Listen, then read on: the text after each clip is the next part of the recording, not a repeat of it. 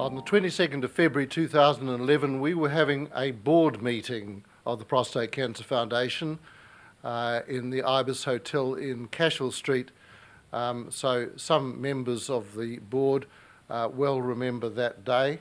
We were 8 minutes into the meeting when the earthquake struck, and it was certainly one of the more memorable meetings which I have chaired and adjourned rather hastily and rather informally, if I recall it. The Foundation is, I think without doubt, now a credible and effective organisation. I would suggest to you that that is a transformation which has occurred over the last 10 years. But we must maintain our credibility, in my view, by becoming even more effective. There is much more that needs to be done.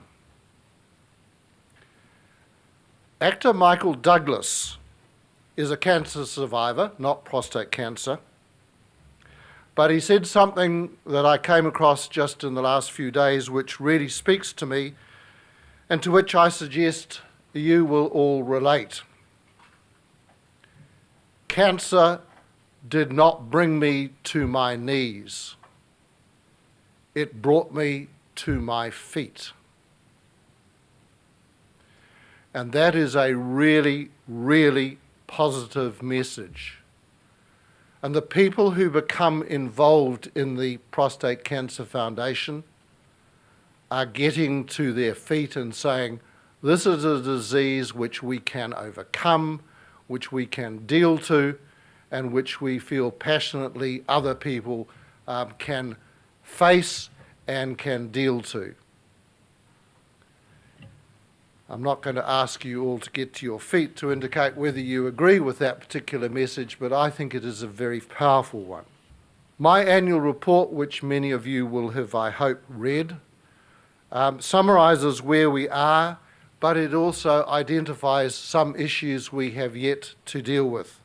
And I'm going to talk today primarily about those unresolved issues and what we might or should be doing on them, and some of the things which I think we should be facing on and which are the most pressing priorities.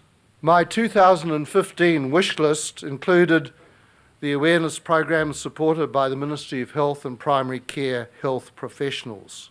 For those of you who aren't familiar with the alphabet soup that's up there at the moment, DHBs are district health boards, PHOs are primary health organisations. And they are now required to have annual targets, and we are going to be asking those PHOs and DHBs, what are your annual targets and how do you propose that you will be meeting them, because you're going to have to report against them. We need to hold the PHOs and DHBs to account. The guidance on prostate cancer, which I'll come to in a moment and which is highlighted in the top right of this particular slide, was issued on the 29th of September. I thought, great, what a great way to end Blue September. Now the doctors all know what they ought to be doing. Yeah, right. They don't know, a lot of them, still, because the guidance was issued by the ministry and sent out to the PHOs and DHBs for distribution, and they didn't send it out to anybody. I find that absolutely incredible. I find that appalling. That's a ministerial snafu of huge proportions. Because if somebody went in to see a GP before Christmas and talked about prostate health, that GP was obliged to follow guidance which that GP had never seen. But the fact that it had been issued meant that that GP was obliged to follow that guidance.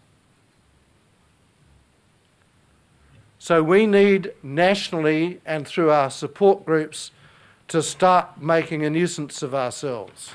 But the guidance document includes a simple chart by way of a guide as to what should be done when somebody presents with an abnormal PSA, prostate-specific antigen test results.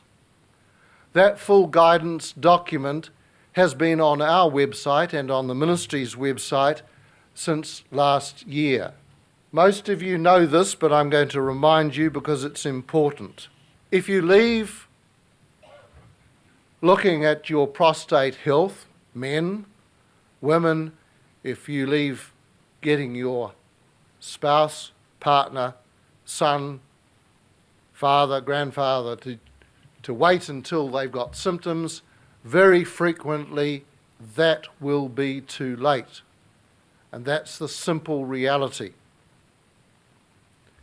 And while the test may not be perfect, it's the best thing we've got at the moment.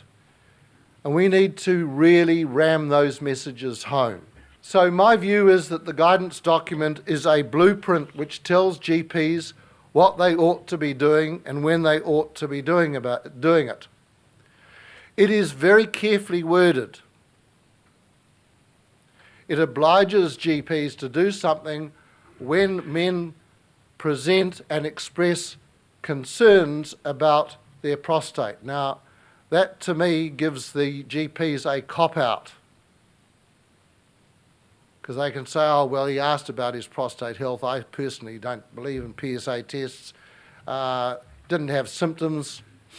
Nah, not something I'd do. Well, the guidance actually says that if a man presents with concerns about, I am told by medical professionals, that means that should engage a discussion. But I'm prepared to lay good money on the fact that there will GPs who will say, oh yes, he raised questions about his prostate health. You know, he was 55, he was in good health, no symptoms. I didn't see that as meaning that I needed to do anything more than to say, no, you're fine. So we need to get the message to GPs. And we will act nationally to try and get something done. But it also emphasises the fact that our awareness campaigns continue to be incredibly important. We have a real problem in New Zealand, in my view, particularly amongst our Māori and Pacific communities. And I don't know how we get those communities to start promoting the need for prostate cancer awareness, but somehow or other we've got to get the message across. We also have an equity problem with those who are living in more remote areas in getting access to information and to advice. But we have a significant community who are at the moment not being well served and who are adversely affected statistically. I make a statement which I'm prepared to defend anywhere, that delays in prostate cancer diagnosis and treatment in New Zealand are disgraceful. And this all comes from a 2015 New Zealand Health and Disabilities Commissioner report, so I have not dreamt it up. But the delays in diagnosis are appalling, the delays in treatment are appalling, and we all know that those delays can be fatal. It's easy to get publicity about the abuse of children in our community. It's not quite so easy to get the same traction when you're talking about delays in the health system.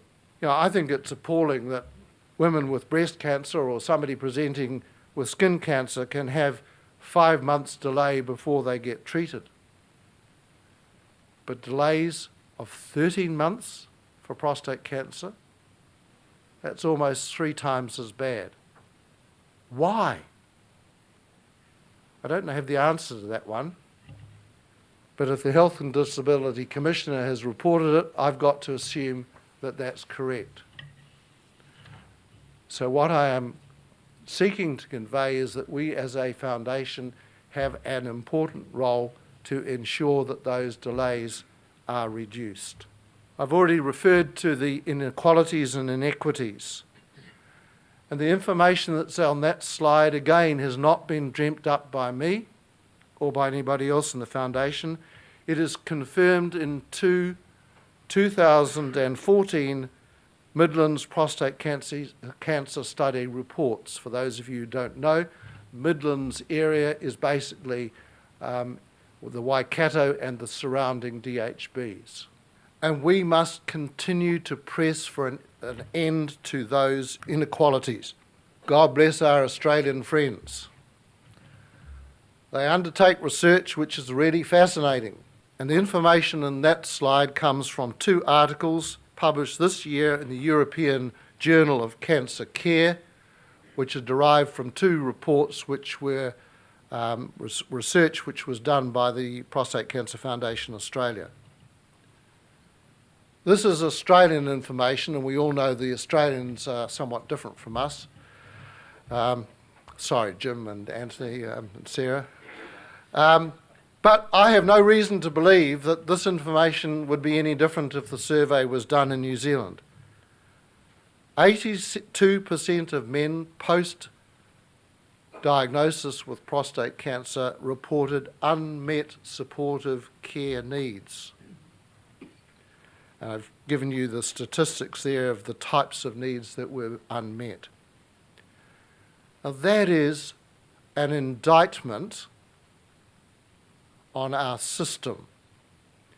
It is, to a degree, an indictment of the professionals involved in that system. And I cannot believe that the Australians are that much worse than us. I've got to assume that if the study was done in New Zealand, it would be very similar.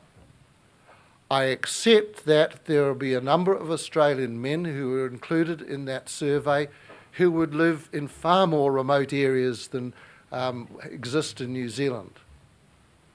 But that's a very small percentage of their population. And secondly, the other interesting report was on the financial costs of and losses following prostate cancer treatment. Whether it's government funded or whether you've got private insurance, there are significant costs associated with prostate cancer diagnosis and treatment. I believe that we have scarcely scratched the surface of the needs in palliative care. We have, as a foundation, now got a specific welfare fund which people can access, whether they're members of the foundation or not. But we have report evidence that there are unmet palliative care needs.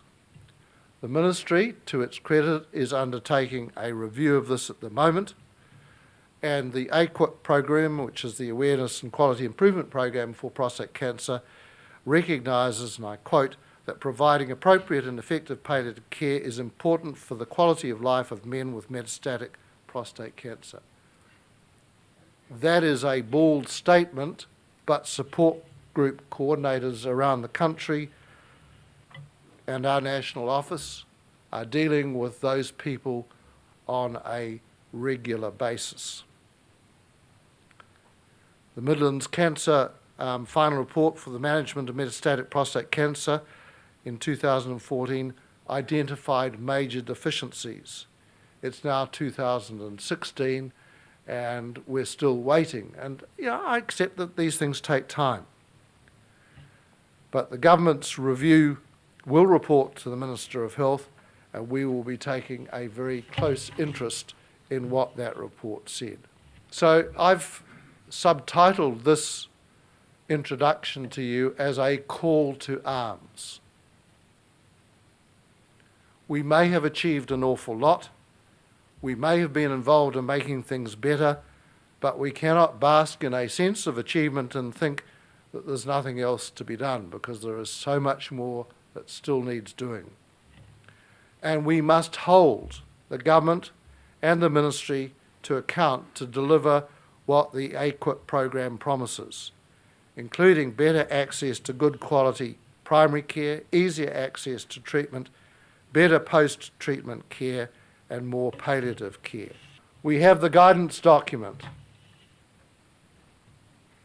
The board was so concerned at its May meeting that nothing had been done about getting the guidance into the hands of GPs that I went and saw the Minister of Health and the chairman of the Parliamentary Select Committee on Health in Parliament in June.